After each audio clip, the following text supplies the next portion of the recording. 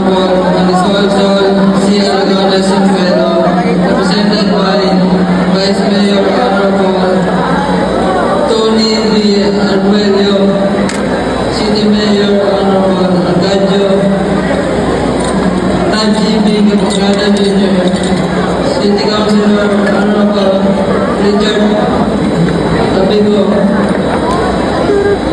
Interim College President Dr. Jose Sabi Villarreal, College Administrator Dr. Secreto C. Adar, the Board of Trustees and Administration, respected Vice Presidents, Deans, Professors, and staff, beloved parents, friends, and honored guests, a pleasant day to all.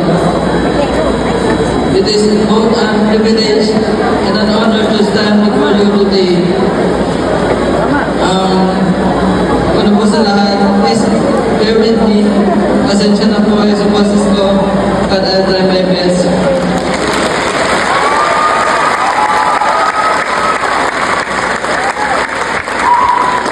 First and foremost, we give all the glory and gratitude to God Almighty for every challenge and triumph His grace has guided us up to the person of the scholar. Thank you very much. Next, to our professors and mentors, thank you for your support, guidance, and belief in our potential. Personally,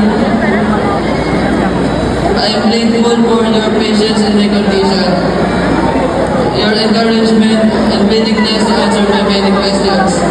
Lalo na po't madalas, kapag nagtatanong ako, ay padumi na online. So thank you very much. Your lessons extended beyond the classroom and helped shape the people we are today.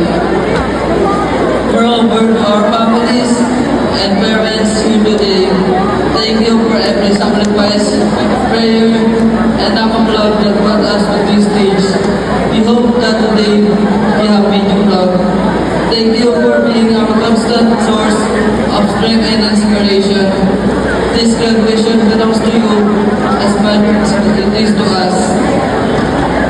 And of course, to my fellow graduates, especially my classmates, mabati, thank you for the friendship, support, and the memories.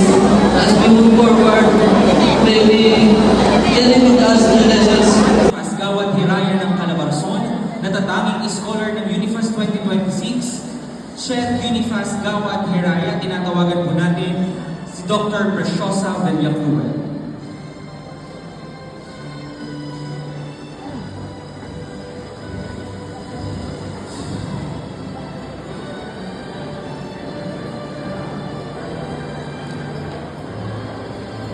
Let me read this invitation. Republic of the Philippines, Office of the President, Commission on Higher Education, Regional Office 4, Unified Student Financial Assistance System for Tertiary Education.